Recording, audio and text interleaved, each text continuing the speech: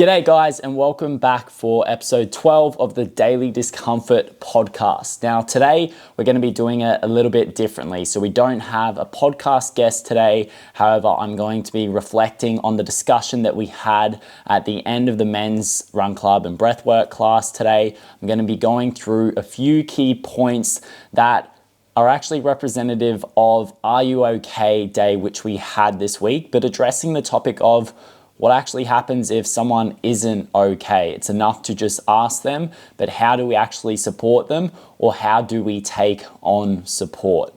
Now, on the topic of show host guest, I'm actively seeking out more people to be on this podcast. So if you know anyone that is actively seeking out to get their brand, their profession, their experiences, whether they're an athlete, business owner, everyday Joe or Jane, someone with some relatable experiences across various topics, anything that you think would have or would add value to our podcast, I would appreciate if you point me in that direction. I'll send a message, schedule it in so we can have more guest hosts on here in future. Without a further ado, let's get into 6 of the key points that I took away from the discussion today with the boys. So the question simply was, how do you take support, or how do you provide support when you're in need or when someone around you is in need? So on this topic of Are You OK Day, it's a great initiative. We should be checking in with our mates, with our partners, with our family, and with our colleagues. However, if you're a guy like me who notoriously in the past has always been the person that just wants to provide solutions and not necessarily listen, there's a lot of times that we're actually disservicing the people. We aren't giving them the support that they needed. So I've got a few notes listed down from today or this morning on my phone that I'm going to run through and explain to you.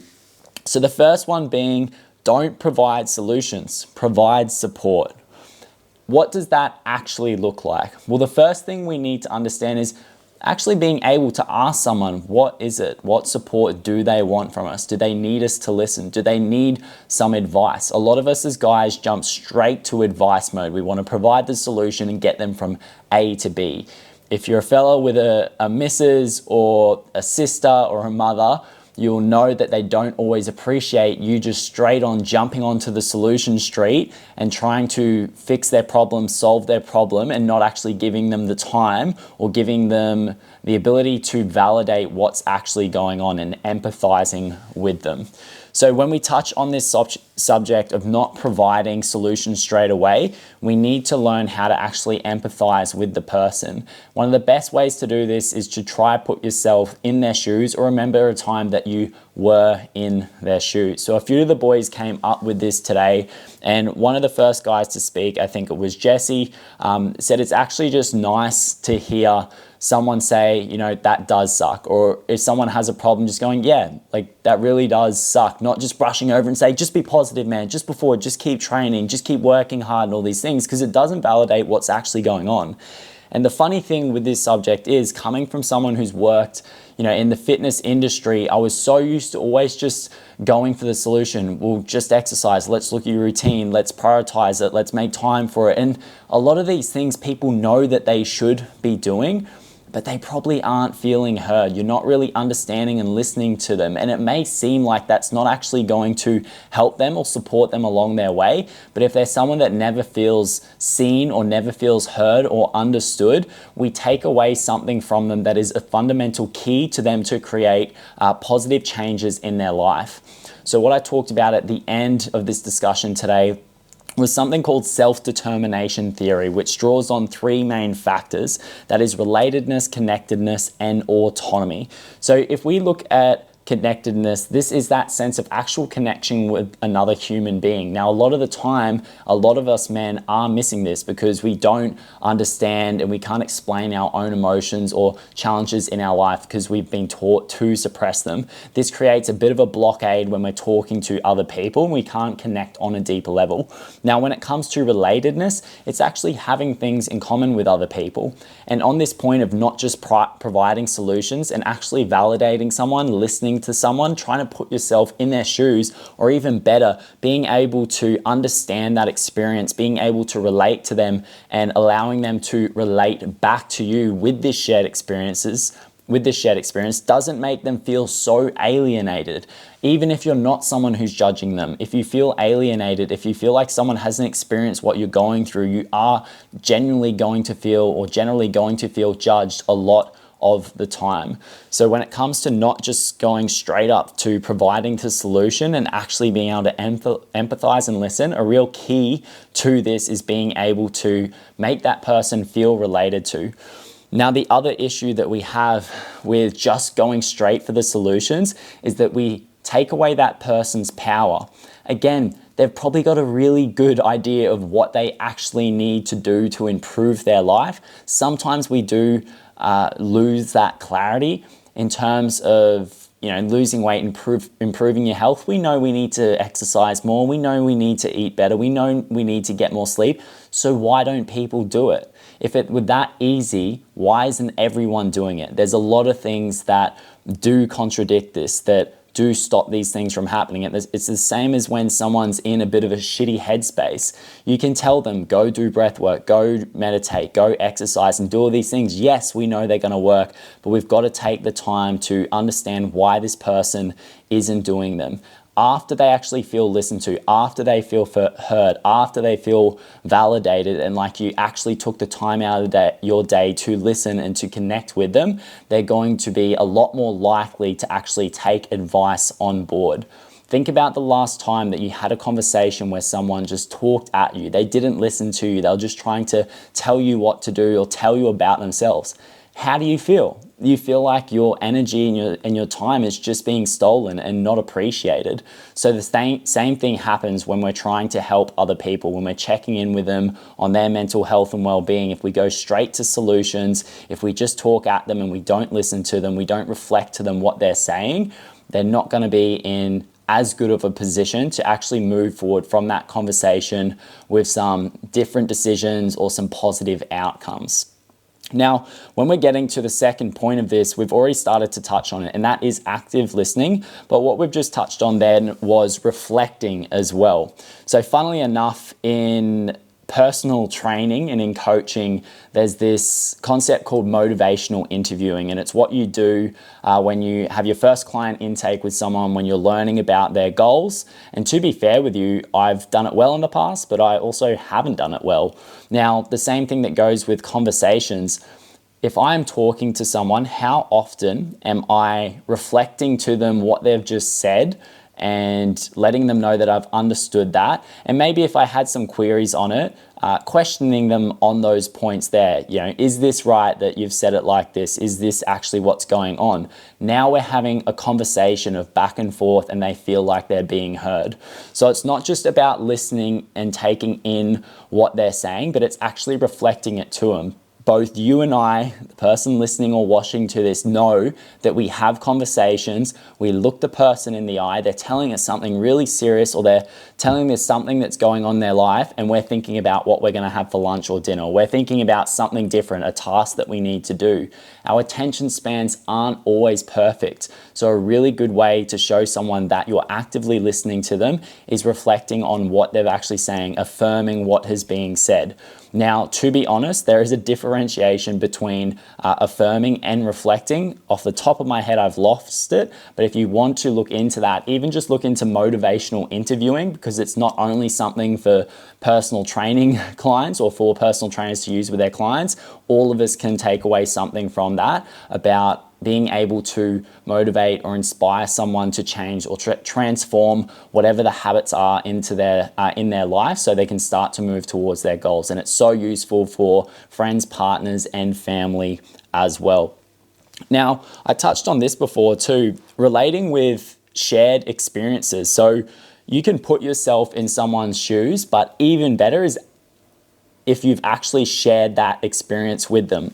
So let's say the guy who's just gone through a breakup. what did it feel like when you went through your own breakup? And this doesn't mean that you just start talking about me. Well, yeah, it sucked when I went through this breakup, man. Like, this is what happened to me and this is how I feel now. It's not all about you. You want to be able to relate to them. So if they said they're really struggling with this part, man, I struggled with that too. How are you kind of tackling it now? If they ask, well, how did you get through that? Well, here's what I did. Here's what helped me. You're collaborating here. You're working together with them. A big part of this is that you've got to take out that want or that need to make yourself feel good, to make yourself feel useful. Yeah, I'm giving them advice because that worked for me. I'm a good friend now. No, you've actually got to work together with this person and share those experiences so they can feel more related to. Again, I can't take it back enough to the point of actually listening to the person, not just quickly going for the solution. Now, touching on to the next point, which relates to this, and one of the boys, Zane, had mentioned today, even if you haven't shared an experience with someone and you're struggling to empathize with them, if you're someone that actively likes to read or listen to podcasts or watch some sort of informative content out there that you feel like would really resonate with this person, maybe that's what you can provide them with. Hey, I'm actually not really sure with this challenge that you're going through. I haven't got as much experience with that. However, I was reading something the other day. I was listening to something the other day. Maybe you like to watch it. Don't just say, here, this will fix your problems here. Allow them to listen to it. Remember, when it comes to someone creating positive changes in their life, they need to know that it is their responsibility and it is within their power to do so. Now, we look at that two ways. If you just tell someone, well, it's your responsibility to look after this, that could come off quite negative. And again, it's not like they don't know that. A lot of the time they know they're the one in charge of the decisions that they make and the situation that they're in, or at least hopefully they know that. The big thing is giving them the power back. Maybe they feel a little bit powerless. Maybe they feel a little bit challenged or overwhelmed by life or whatever this situation or experience that they are going through. So you need to be able to lead them in the right direction. And a way that you could do that is maybe by providing them with some resources that have helped you or you maybe feel like would help them. Now, that leads us on to a really good point that we thought of today, and a couple of the guys had actually said, is asking the right questions. From experience of people that I have known that have seen therapists, that have seen psychologists, one thing that I commonly hear is that the therapist or the psych will often just ask a lot of questions. They're not exactly just providing solutions. They're getting the person to think for themselves and lead themselves to an outcome, or maybe lead themselves to a solution, which again feeds into this idea of autonomy, of self-governance. If you strip that away from somebody who already feels like they're not in power, how are they going to feel like that they have the power or they have the opportunities to create change? So when it comes to asking questions, I'm no guru in this area, but I think if you're someone listening to this and you're still listening to this at this point in the episode, you've probably got a pretty good level of conscientiousness. You're probably someone who is somewhat of a deep thinker and you've got a decent attention span. So when you're in these conversations, or maybe when you're in a conversation with someone else and they start to ask you questions, allow that to be almost your compass to finding the solution, or allow it to be the compass for the person to finding their own solution. So maybe if you have a good idea of what the outcome should be from this conversation and you have been listening for a fair while, but maybe it's starting to turn into a little bit of a merry-go-round, start asking particular questions that can help them find the right pathway for them. I haven't got any specific questions off the top of the dome right now that I could pass on to you, but getting them to think for themselves and putting the power back in their hands is going to be detrimental to that person actually creating some positive change. Now, another really good one that came up today from another Zane in the group is giving non-transactional support. So this means not just helping someone and looking for something in return. Now, this is something that Dr. Robert Glover talks about in his book, No More Mr. Nice Guy.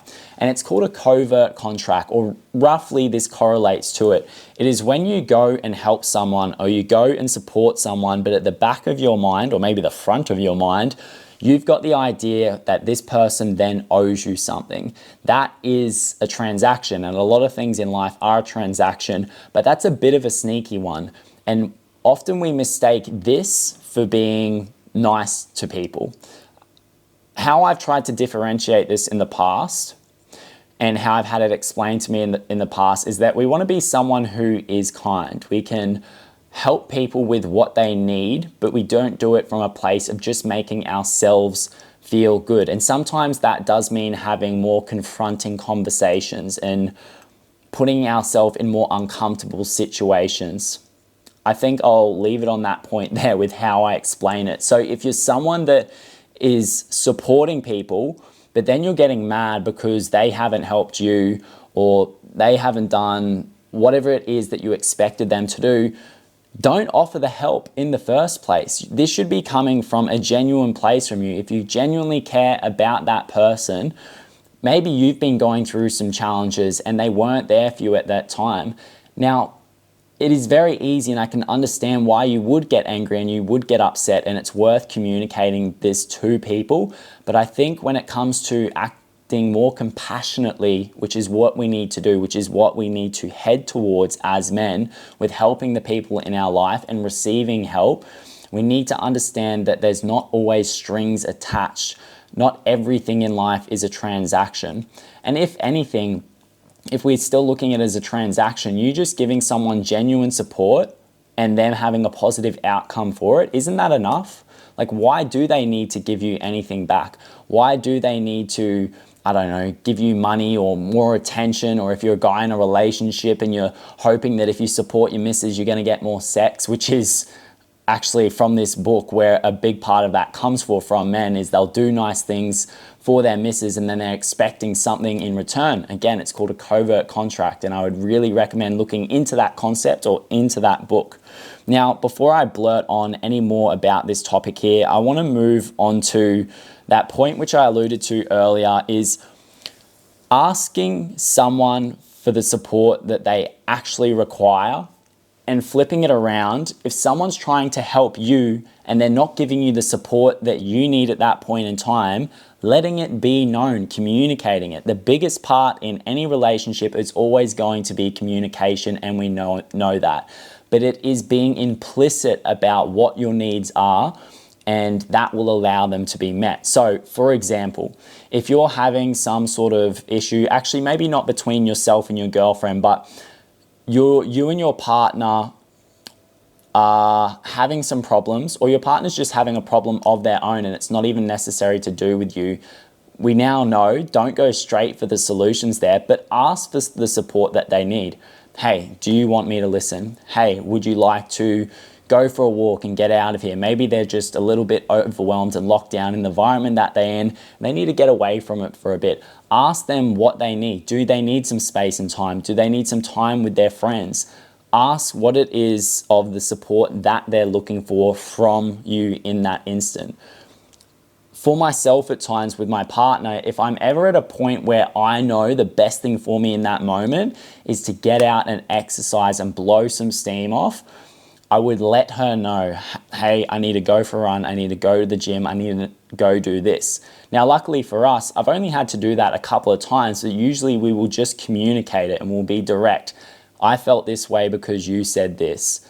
You felt this way because I said this, whatever it may be, and reflecting on what we've had in these conversations. And again, I'm not perfect with it, neither is my partner, but these are the things we try to work on over time. And the same goes for friendships and family. Being open with your communication, letting the person know how you feel, and letting them know the support that you need when you're in need of it. So I think I've covered most of the points that we talked about in the group today, and I've probably missed a couple of things out as well. So let's get to the bottom of it. Why are we asking if someone's okay in the first place? Because mental health and well-being is a pandemic right now in the world. If we look at the rate of depression, anxiety, suicide, and depression and anxiety stemming from things like loneliness, and remembering that loneliness doesn't just mean that you're someone who has no friends. Loneliness can mean that you have a lot of friends and family around you, but you don't feel connected to other people. when we check in with someone to address some of these things here, to maybe support them, hopefully support them from getting to that kind of funnel frontier of what those stages can lead to, is offering them the support that they need. And in this day and age, there is advice readily available if we jump onto social media and YouTube. You're listening to something right now. However, we're not always looking for advice. And because we're struggling with connection, we don't just want people to talk at us and tell us what we probably already know that we need to do. We just want to know that they genuinely care about us, and we're going to feel more connected when they can hold space for us and they can listen to us. And when we talk about listening, remember what we said, actively repeating what the person has said to you or questioning them on it, asking them if you are properly understanding it, and then they can affirm it again. Try this as soon as you can. I'm not saying get yourself into the shit or have an argument with your missus or whatever it may be, but the next time you're trying to help someone or you're receiving help, if you can even get that person to, or ask them the question, do you understand what I'm saying? Or if it's the other way around, reflect to the other person what they have said. Again, look into it. Motivational interviewing. I'm sure there's different concepts, theories and strategies and tactics using this reflective kind of questioning or affirming what someone has said as well. But yeah, at the end of the day, this is about us improving our mental health and well-being implicitly through the way that we communicate and offer support to other people. So let's just touch on those 6 points again, going through it one by one. Don't provide solutions, provide support. Actively listen and reflect what is being said. 3, relating with past or shared experiences. And this is kind of in conjunction with providing resources that maybe this person would use that you've benefited from or you feel like they might benefit from. 4, let them find the answer with questions. Help guide them to an outcome. Don't just tell them what they should be doing by asking the right questions. And number 5, offering non-transactional support. Don't look for something in return. Don't be one of these guys who uses covert contracts. You're just being nice, you're just being helpful for something in return. And finally, ask for the support that they want. If you're trying to help someone, ask, how do they want to be helped? How do they want to be supported? Or if we flip this all around, how do you want support? Tell someone how you need to be supported. If you feel like someone's being transactional, like you only really help me when you want something in return, be implicit, be direct about it. When it comes to someone providing you solutions, we'll tick off 2 here. Get them to actually start asking you questions, have more of a conversation. I don't just want you to tell me what to do. I want to actually discuss this a little bit more and work this out. I know what I need to be doing, but I want to understand why I'm not doing it. Having experiences shared with you. Hey, have you had this problem before? Have you been through these challenges? Have you read or listened to anything about this? And then being actively listened to and having someone actually reflect what you're saying. This is a bit of a funny one, but if you feel like someone's drifting off, get them to repeat what you said. And the biggest thing that I'm going to throw into this one is not feeling like they don't give a shit just because they're not listening. And I say this from personal experience because there are times that we can have a lot of things on our mind. We may have had a lot of conversations throughout that day, throughout that week, and we just lose focus for a second here. It's about you working with the other person, but again, being able to actively listen. So if someone asks you, can you repeat what I'm saying, or what do you think about that? Make sure you're tuning into that conversation. And if you lapse out, let that be your cue to jump back in. That's all for today, guys. Again, this is going to be another unedited, raw clip. There might have been a few little stutters and mumbles in here. I'm endeavoring to get other people on the podcast, and I think something that I probably owe you guys today, if I'm being true to being transparent, being authentic, is that I probably could have booked people in earlier. When I got the first 4 guests in, it just kind of worked out really well. And then getting some more people on, I had people with busy schedules. I wasn't able to schedule it in. That was a little demotivating for me. It required more effort. And actually at this point, I'm asking for a bit more support within the community. So I'm going to have a meeting with a few of the boys. So just from a personal angle, if you're someone that I know you are quite interested, you're an active listener in the podcast, just because I'm running these things, you see the community stuff, you might see my coaching page, the podcast. I'm trying to juggle multiple balls at once. And I think I want to lead or walk the walk, not just talk the talk, when I say that things aren't always perfect for me. I've been struggling with handling a lot of this lately, and I've dropped the ball on a few things. So I want to keep the value coming through with this podcast by having guests on there. But I thought about today, rather than waiting for the perfect situation of having someone on, meeting the standard of uploading this once a week and trying to deliver as much valuable as possible. And today I wanted to bring some of that value from actual conversations that were being had at the Run Club and in that men's community. So we'll leave it there for today, guys. Again, if you've got any recommendations, any people that would love to be on the podcast, feel free to DM me on Instagram at Coach Michael Stone or at Daily Discomfort AU. If you've got experiences, topics that you'd love to share yourself and you think you could add a lot of value to the podcast, DM me and we'll discuss booking something in. I'd like to get to know what your topics are first, but I'm open to providing more value to this audience.